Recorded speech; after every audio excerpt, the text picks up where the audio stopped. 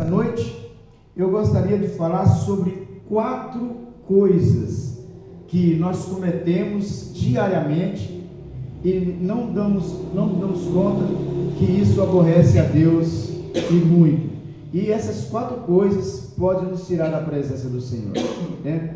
E com um embasamento bíblico, nós iremos mostrar para os irmãos e também fazendo com que nós enxergamos que nós precisamos estar mais atentos a essas questões, porque o inimigo, ele é tão esperto, tão sagaz, que a mentalidade do ser humano é assim, focada em não matar, em não roubar, e fazer as coisas que é notório, não é isso?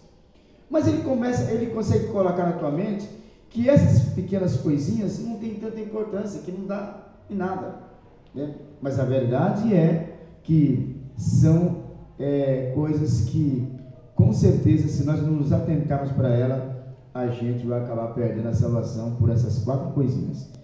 E eu quero começar falando da primeira delas, a mentira.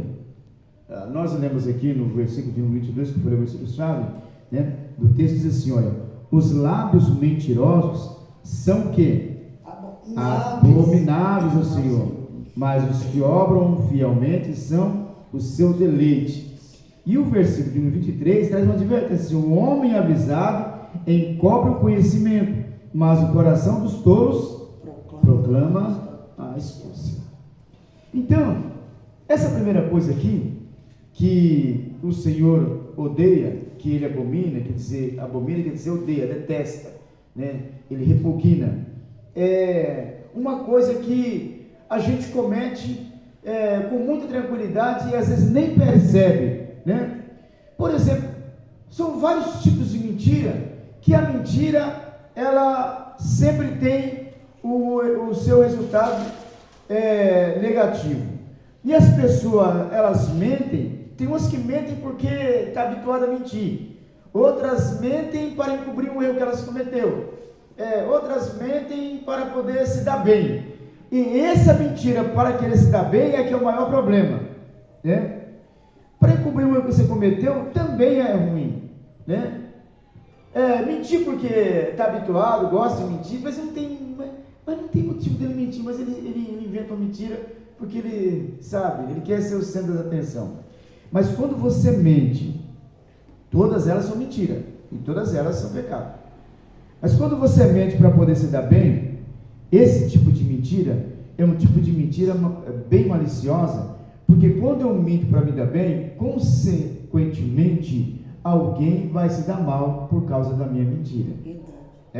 Normalmente as pessoas fazem isso para acabar com o namoro, para acabar com o casamento, para tomar a posição do outro no trabalho, né? Isso, para subir de cargo e que o outro seja mandado embora, e ele não está nem aí se o outro for mandado embora. O negócio é ele ser promovido, né? Então, esses tipos de mentira, às vezes a gente acha que não tem nada demais, né? Aquela mentira mais tranquilinha, né? Que a gente costuma, né? Ô, pessoal, Pai do Senhor, e aí, tudo bem? Já orou? Já? Mas por que ele está falando já se ele não orou? É porque ele não quer ficar por baixo, é porque ele não quer dar o braço a torcer, ele não faz, mas também não fala a verdade. E aí, já almoçou? Sabe o que passa na cabeça quando você recebe essa pergunta? Já almoçou? Se eu falar que não, ele vai falar que eu estou indo aí. E eu não quero que ele venha almoçar na minha casa. E se eu falar que sim, né? Então, eu estou livre assim. Não, já sim. Pessoa, poxa vida, se você não tivesse almoçado, eu ia te convidar você para... Não, então, mas sabe o seguinte, eu comi, mas eu só uma besteirinha lá, entendeu? E aí, já mentiu de novo, né? Então aí começa aquela sequência de mentira. É uma mentira que parece que não tem problema nenhum, mas ele tem uma grande influência, porque cada vez que você vai mentindo, o Espírito de Deus vai se afastando de você. A mentira parece ser uma coisa muito insignificativa, muito pequena, né? Mas ela é muito destrutiva, né? E outros tipos de mentira é aquela uma que você fala assim: vai na igreja hoje? Vou. Ou se vou, estou lá. Aí quando chega de noite você não vem. Se você não veio, você mentiu. Aí você fala assim: estou nem aí, não fui mesmo, ninguém manda em mim. Aí já vem essa outra questão, né? Já vem a arrogância junto, né? E assim vai. São diversos tipos de mentira. Dentro de casa, quem tem mais de uma pessoa dentro de casa, a probabilidade de você mentir mais é maior, né? Por diversos motivos, né?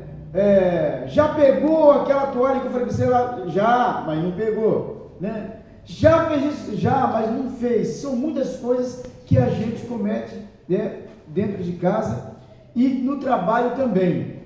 E essas mentiras a gente faz só para se dar bem. Ou então, né, a gente... Já viu aquelas pessoas que inventam mentira na internet? A tal do fake news? É isso? São notícias falsas, né? Não tem nenhuma razão para a pessoa inventar aquilo. Falar, né? Roberto Carlos acabou de falecer. Mata o camaradas, entendeu? E a pessoa... Mas o que leva a pessoa a fazer isso? Para se dar bem. Mas se dar bem como? O que ele vai se dar bem? É muitos likes, é muitas curtidas, né? A pessoa que está no centro das atenções, então ele mente, né? Eu tinha um sobrinho, que eu nem sei para onde é que ele anda mais, mas é que ele mentia o tempo todo, né? Ele fazia as coisas e mentia, a gente sabia que era ele que tinha feito, mas ele insistia em falar que não era ele que tinha feito. Pastoreei uma igreja na cidade de Cajuru, que o título dele era o homem que mentia mais do que Satanás, e ele era meu vice. Não que eu coloquei ele, mas quando eu cheguei lá, ele já estava lá, né? E quando fiquei sabendo, aí para tirar ele é complicado, né? Mas depois a gente conseguiu afastá-lo, né? Mas é vergonhoso, porque um dia eu fui na loja de material de construção para comprar um material lá, e eu falei: dá para entregar na igreja? Mas qual que é a igreja, senhor? É a igreja do Cruz Alta.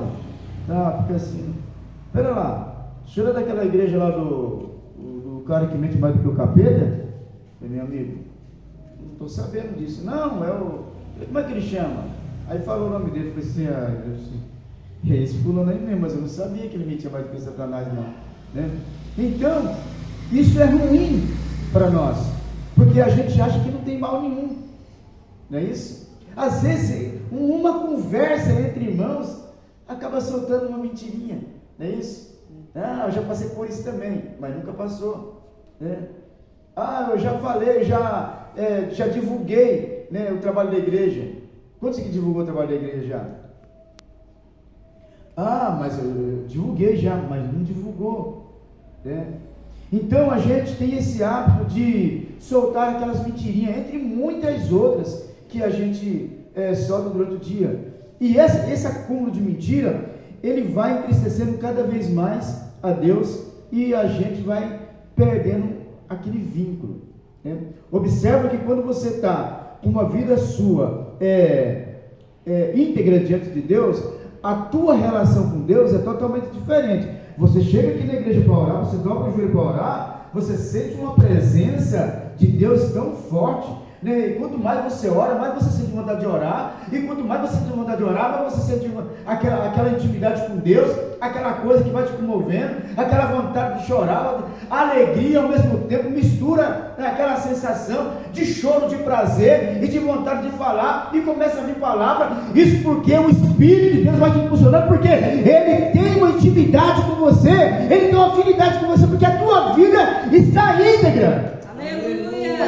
Quando eu estou muito envolvido na mentira, fica difícil, porque o Espírito Santo se entristece e ele se afasta de mim. Então, quando eu vou dobrar o joelho, o que vem na minha mente? Vontade que termina logo, dor no joelho, vontade de às vezes levantar e ir no banheiro, vontade de dormir, vontade de sair e ir embora para casa, vontade de não ter vindo para o culto. porque a gente não está vinculado. João disse assim, olha, se vós estiverdes em mim, e a minha palavra estiver em vós, então, a gente vai falar com Deus, a gente vai pedir, a gente vai receber, a gente vai sentir o prazer, a gente vai ser abençoado por Deus. Mas se esta palavra não estiver em mim, por algum motivo, a gente fala assim, mas eu não sei por que eu estou assim, eu estou meio, entendeu? Mas eu acumulo dessas coisinhas, essa é a primeira delas, que vai acontecendo no meu dia a dia, e vai me tirando automaticamente da presença de Deus. Olha essa pecinha aí na parede. Como é que é o nome desse negocinho aí? Interruptor. Esse interruptor aí, ele tem duas funções: ligar e desligar, não é isso? Se eu colocar o dedinho ali, vai apagar a luz e tudo vai ficar escuro. Se eu apertar o dedinho de novo, ele vai acender e vai iluminar tudo. Então, essa qualidade nossa é como se fosse um interruptor. É eu que decido se eu vou querer andar no Espírito de Deus ou se eu vou querer andar na escuridão. Para mim andar na luz, eu tenho que fazer com que o Espírito de Deus esteja na minha vida, falando sempre a verdade. Tem um versículo na Bíblia que diz assim, olha, fale a verdade, nem que for para o próprio dano seu, não mude. Aleluia. Seja sempre verdadeiro. Então, essa primeira coisa aborrece o Senhor e nos tira da presença do Senhor. Eu cheguei com esses papel que hoje eu fiz a anotação. O Jesus falou, o que é isso aí? Eu falei, esse é um esboço que eu fiz. Mas você agora está usando esboço? Eu nunca usei esboço, eu não sei pregar. Você pode ver que eu só para me lembrar do conteúdo, mas eu não fico lendo aqui, entendeu? Eu sempre tive dificuldade de pregar com esboço. Eu admiro aqueles pregadores que trazem aquele esboço, eles abrem, entendeu? E eu não consigo, né? Então, eu só vejo o título, né? Mas eu não consigo chegar e ficar, sabe, lendo, não consigo, né? Então, a segunda coisa que nós cometemos, que também aborrece a Deus, é a indiferença. Alguém sabe aqui me dizer o que significa isso, indiferença?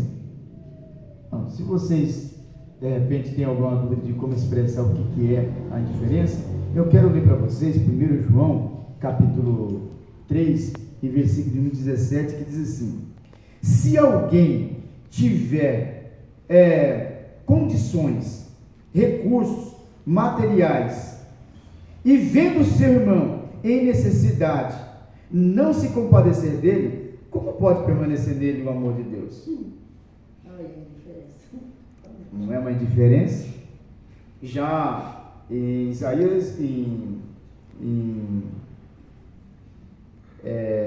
Eclesiastes, assim, se você vê o seu irmão necessitado, e você dizer para ele assim, vai em paz, Deus te abençoa, e não colocar alguma coisa na mão dele, que virtude tem? Então, está aí a diferença, né? É quando você trata o teu semelhante, que às vezes está precisando, que às vezes precisa, e você simplesmente, entendeu? Você lá e eu cá, o que eu tenho só serve para mim, não serve para você. Nós não podemos ser indiferentes. Nós vimos aqui aquela situação, eu achei muito lindo a atitude dos irmãos, do Vistri, né? Naquele estado, chamamos eles para vir orar com a gente. Não vou não, que eu estou fedendo, estou cheirando, não, vem aqui, não tem esse negócio não. Abraçamos ele, né? Com muita... Isso, irmão, não é tratar a pessoa com indiferença, é ter igualdade. Porque a indiferença, se você não sabe, quando eu trato alguém com indiferença, porque, não, aquele lá ele pecou, entendeu? Está fora, né? Porque hoje, a maior parte das igrejas, elas têm essa indiferença, né? Ela é com você, se você está andando certinho, mas comete um pecado, para você ver só uma coisa, automaticamente você é exclusa, você vai ser tratado com indiferença, você vai ser jogado, vai ser largado. Outra coisa que faz tratar a pessoa com indiferença é quando você está bem financeiramente, não é isso? Marlene chama eu, estou final de semana para comer churrasco na casa dela. A senhora não chamou ainda, irmã, mas eu estou com confiança que a senhora vai chamar. Aí, a irmã Marlene, ó. Eita, irmã, entendeu? E aí, irmã Marlene, Pai do Senhor. Mas eu só dou Pai do Senhor para ela. E os outros? E aquele churrasco que vai sair sábado que vem ou não? Não, eu vou ver e tal. E sábado eu estou lá na casa dela, entendeu? Isso eu com ela. Mas os demais que não me oferecem nada, então, irmão, vai passar lá em casa fazer uma oração lá para mim. Não vai dar não, sabe? Porque hoje eu estou com um prognóstico meio baixo e tal. E aí as pessoas não vão. Né? Mas um dia a Marlene entra em dificuldade e aí ela não tem condições mais de oferecer aquele churrasco. Aí, fulano, você não quer ir lá em casa, não? O que vai ter lá? Ih, entrei em dificuldade aí, tu não tem água lá para oferecer. Ih, vou te falar uma coisa para você, não vai dar não. Porque eu estou com um prognóstico aí, e aí está meio difícil, tá, mas uma hora eu vou lá. Já começa a tratar com indiferença. Às vezes a pessoa, ele está enfermo, está doente, ele precisa muito de oração, ele precisa muito de apoio, ele precisa muito que as pessoas deem carinho, que vá lá conversar, que vá lá fazer uma visita, mas só porque ele está doente, as pessoas não. Isso é ser indiferente. Então, esse tipo de atitude também aborrece a Deus, porque isso caracteriza hipocrisia. Eu pregar uma coisa e viver outra. Então, se eu estou vivendo essa palavra, se eu estou andando nessa palavra, eu tenho que ser conivente, eu tenho que interagir, eu tenho que sentir a mesma coisa que aquela pessoa está sentindo. Eu não posso ser indiferente com ele, eu não posso tratar ele diferente, eu não posso desprezá-lo, porque é o momento que ele está precisando do meu amor e do meu carinho. Quando nós passamos por aquele processo, só eu e a Josiane sabem o quanto nós fomos tratados com indiferença. A gente saía, a gente não conseguia dormir de noite. A gente saía, eu e ela, andando pelas ruas de madrugada. Ela dava a mão e a gente saía no meio da rua chorando nós dois. E começava a refletir no que estavam fazendo conosco. A gente começava a lembrar aquelas pessoas que chamavam de pastor querido, melhor pastor do mundo, e a gente começava a andar e pensando nessas coisas, e via aquela tristeza tão grande e falava assim: olha, o quanto nós somos miseráveis, o quanto nós não valemos nada perante a sociedade. Cadê aquelas pessoas? E aí todo mundo fica voltado para aquele que acabou de chegar, esse aqui sim. E eu sempre disse, irmãos, o pastor da igreja, ele pode passar a sua vida inteira pregando a palavra de Deus, ensinando a verdade, que um dia chega alguém de fora e fala uma besteira e todos acreditam na besteira que aquele camarada falou, mas não acredita nas verdades que o seu pastor fala.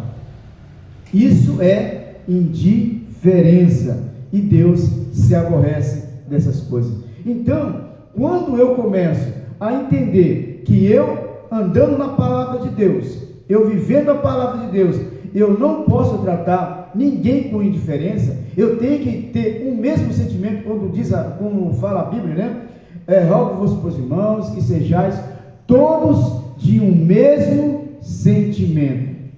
Aí então eu entendo que ele chora, eu vou chorar com ele, que se ele sorrir, eu também vou sorrir com ele, que se ele está triste, então eu também vou ficar triste com ele, e se ele está alegre, então vamos sorrir junto. Aleluia, não é isso? Jesus. Mas o que as pessoas hoje querem é se livrar dessas situações. Então é por isso que a gente muitas vezes é tratado com indiferença. E essa indiferença nos entristece muito, magoa, machuca, porque eu começo a falar assim: então, eu não sou igual eu, não somos seres humanos, porque eu estou passando por esse processo agora, então eu tenho que ser desprezado.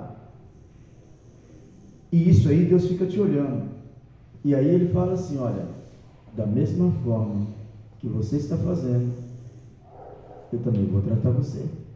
Nós não lemos aqui, não é isso? Se você negar, mas eu não estou negando Deus, eu estou. Então, mas só que é a semelhança de Deus. Né? Aí entra aquela palavra, né? Se você tocar num desses pequeninos, você está tocando na menina dos olhos de Deus. E aí como é que faz? Jesus. Então, se você me desprezar, você está desprezando a Deus.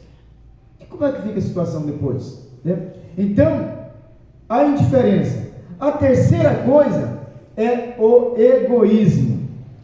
E o egoísmo, queridos irmãos, ele praticamente, ele acompanha as características da indiferença, né? Tiago, capítulo 3, versículo 16, diz assim: pois onde há inveja e ambição egoísta, aí há confusão e toda espécie de males. Por quê? Porque o egoísmo é aquela pessoa que ele só quer para ele. Ele atropela qualquer um. Ele menospreza qualquer um quando ele entende que ele precisa ter, como é que fala, vantagem em cima dos outros. É só para ele. Já viu aquela pessoa que você fala assim, olha, João, hoje aqui na janta a gente só tem uma coxa de frango e arroz e feijão. Ele fala assim: quando você tem uma coxa de frango, é só um, então é para mim. É isso? Esse é o egoísta, né? Lá em casa, tá minha esposa aqui que não sabe que eu vou falar a verdade. Se tiver um pedaço só de carne, não tiver, eu prefiro que ela coma. Mas meu irmão vai partir, não, coma, eu quero que você coma, certo? Se tiver um ovo só, coma, né? Comigo não tem egoísmo, mas o egoísta, ele consegue ser o melhor em tudo. Eu estou aqui ministrando, se tem uma pessoa aqui que é egoísta, sabe que a pessoa fala assim, ó, poxa vida, esse tema aí é muito bom, mas é bom demais. Mas se eu estivesse ministrando, ele destrinchava isso aí, nossa, o que ele está perdendo, certo? Ele já começa a fazer umas anotações lá e tal. Se fosse eu, uma certa feita, eu fui ministrar numa igreja e tinha um pregador que ele ia ministrar no dia seguinte, mas ele chegou, porque era de longe, do Rio de Janeiro, né?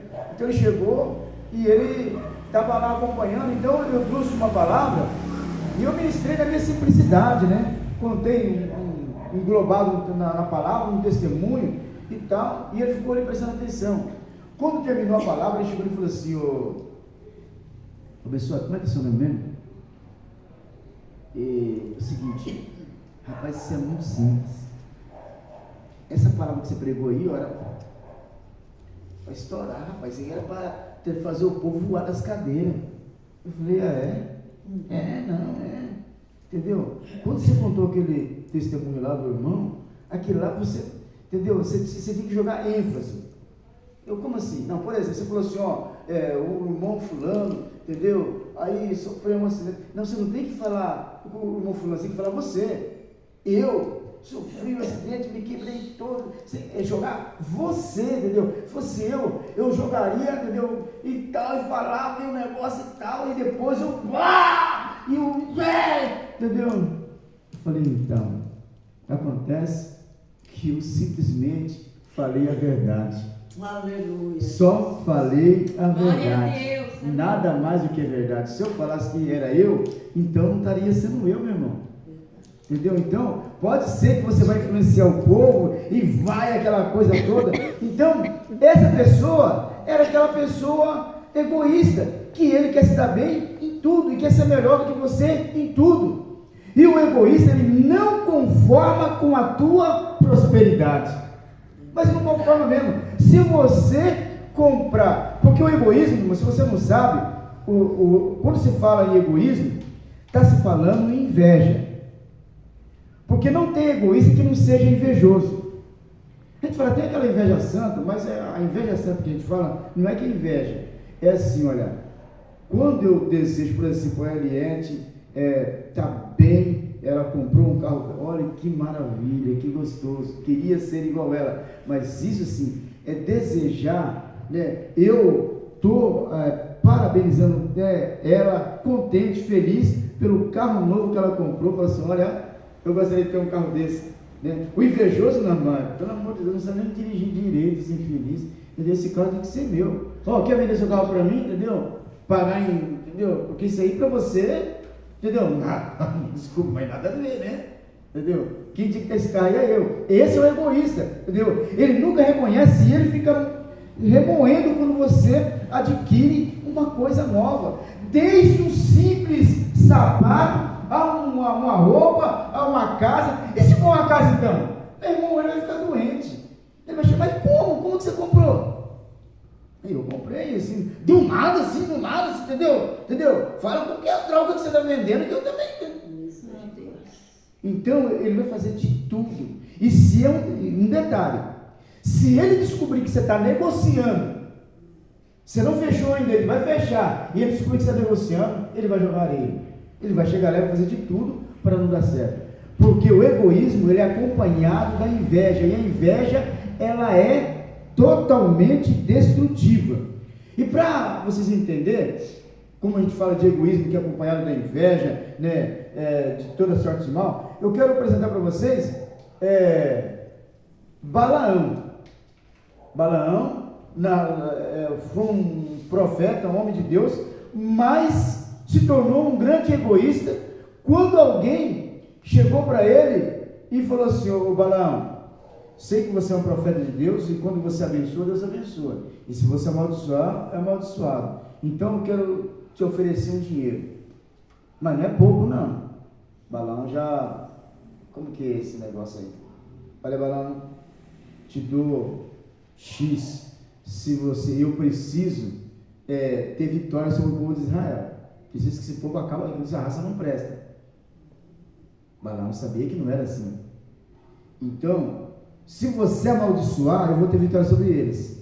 Então, você amaldiçoa, eu saio vitorioso e te dou X para você. Aí Balaão foi querer, sabe? No começo ele meio que não, mas depois, né? Começou a ver o valor. E aí ele começou a tentar Deus. Será que eu posso jogar uma maldiçãozinha meio de leve? Deus falou assim, não, Balaão, você não vai amaldiçoar não. Você nem pensa nisso. Ele saiu de lá, coçando a cabeça, entendeu? Depois de novo. E Deus falou assim, Balaão, esquece esse negócio de amaldiçoar. Não vou amaldiçoar o meu povo. Para com isso. Sabe o que ele fez? Ele pensou diferente. Falou assim, bom, já que não é para me amaldiçoar, então eu vou ensinar o povo, né? Vou, entendeu? Seduzir o povo a pecar contra Deus. Porque pecando contra Deus, Deus então vai, né, amaldiçoá-los. Então, a inveja, o egoísmo que tomou conta de Balaão, porque Balaão começou agora a ver Deus abençoando, e quando manda amaldiçoar, ele tinha que abençoar, e o povo era mais abençoado. Ele começou, sabe, sentir aquilo dentro dele, e começou a queimar, até o momento que ele quis realmente amaldiçoar o povo de Deus. Então, Balaão, e além de Balaão ser egoísta, ele também cometeu o erro de ser avarento, não é isso? Quer dizer, é tudo para mim e só para mim. Olha, tinha um monte de gente ali que precisava, que estava carente, né? E Balaão, ele colocou isso dentro dele e foi difícil, porque depois, no final de toda a história, ele acabou tendo uma conversa, né, não muito legal com uma jumenta, não é isso? E o interessante, tão cego que ele ficou, tão tapado que ele ficou, que imagine você, irmão, tenta mentalizar hoje. Todo mundo conhece jumento, não conhece? Tenta mentalizar um jumento, certo? Aí o jumento está ali, certo? E ele cai no chão, nervoso, bravo, porque a jumenta caiu, ficou em cima dele, e ele chegar a ponto de ficar ali excomungando, batendo na jumenta, descendo o sarrafo na jumenta. Aí a jumenta apontar a pata para ele e falar assim: ô Balaão, olha só, isso não é historinha, não é assim, uma alegoria, não, isso aconteceu. Ô Balaão, não, você levar dedo na cara de outra pessoa é ruim, é ou não é? Quando a pessoa bota só, tô te falando, entendeu? Não bota na minha cara não, hein, entendeu? Não é isso? Já arregaça a mão, não bota, não bota a mão na minha cara, mas uma jumenta, não, botar a pata e falar assim: escuta aqui, Balaão, chega mais aqui. O que eu fiz para você? Para você estar me batendo? Não, você nem para. Não, você não fez nada. Só que você não está obedecendo os meus comandos e tal. Balaão, alguma vez na vida eu deixei de fazer alguma coisa que você tenha me pedido e eu não tenha feito? Não, nunca, entendeu? Mas agora o negócio é agora, entendeu? O negócio é agora, você me deixou nervoso. Balaão, mas eu não fui a sua jumenta todo esse tempo. Oh, que diálogo interessante. E Balaão lá, sabe, discutindo, nem prestou atenção que ele estava conversando com um animal. Aí de repente, mas era o anjo do Senhor falando através daquela jumenta. E aí, quando Balaão abriu seus olhos espiritualmente, que ele viu ali o anjo com a espada, ele falou: ó, Balaão, venha. Entendeu? Se não é essa jumenta aí, eu tinha traçado, cortado você no meio, Balaão. Aí que ele caiu de joelho, mas já era tarde demais. Então, essa situação de Balaão foi muito ruim, porque ele acabou perdendo a sua salvação, né? Registrado lá em Números 22 e 24, é isso? A segunda, né, situação é a ganância, né, dentro de Balaão, que ele quis fazer com que todo o povo perecesse por causa de dinheiro. E quantas pessoas hoje também não faz isso, né? E a terceira situação eu sei que todo mundo já ouviu falar dele, né? Poucos a gente ouve pregar sobre ele, mas é um camarada que causou um grande problema para Moisés, chamado Coré. Olha o nome do camarada, Coré. Coré, ele foi uma pessoa rebelde. Então, essa quarta questão que nós estamos aplicando, a rebeldia. E a rebeldia, ela é como o pecado de feitiçaria, diz a Bíblia. Rebeldia como pecado de feitiçaria. Sabe aquela pessoa que fala assim, ó, o negócio é o seguinte: eu não tenho que estar obedecendo homem, o negócio é Deus.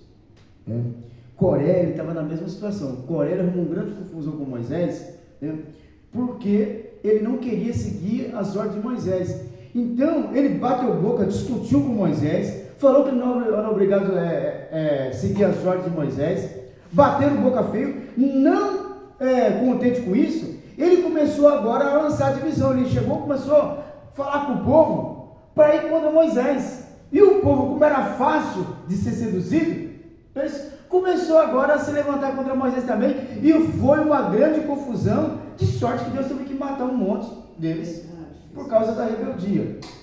Então, ser rebelde também é um grande mal que as pessoas cometem e elas nem percebem durante o seu dia a dia. Todo ato de rebeldia, diz assim, ó, pois a rebeldia 1 Samuel 15, 23, pois o ato de rebeldia é como o pecado de feitiçaria, a arrogância com o mal da idolatria, assim como você rejeita a palavra do Senhor, assim também Deus rejeita você. Então, ser rebelde, não ouvir o que o teu pastor está ensinando, também é um mal. Não só o teu pastor, mas aquele que lidera, né? Há pouco tempo atrás nós vimos aqui, minha irmã, tem um grupo das irmãs aqui, vem encerrar com as irmãs. Vou não. Porque não gosto. O negócio é estar sozinho, não gosto de estar em grupo, não gosto de estar, entendeu? Não é ser rebelde? Não é isso? Se a Bíblia fala para você andar em unidade, você sabe o que é isso? Andar em unidade de espírito. Quando nós falamos assim, olha, eu tenho comunhão com os irmãos da igreja onde eu congrego, não é da minha igreja, é da igreja onde eu congrego, porque eu faço parte da igreja de Cristo. Então, quando eu falo que eu tenho comunhão quer dizer, é ter unidade, é ter compartilhamento, é ter o mesmo sentimento, é ter a mesma vivência. Então, não dá para me falar que eu tenho comunhão, né, com a igreja, se eu sou rebelde à voz do Senhor. Mas eu não estou sendo rebelde, eu estou falando daquela fulano, daquele ciclano. Irmãos, quando eu era jovem, então a gente tinha de manhã cedo a escola bíblica dominical, e a gente tinha na parte da tarde o ensaio da mocidade. Como eu fazia parte da mocidade, então eu estava na escola dominical, depois da escola dominical, a gente ia evangelizar.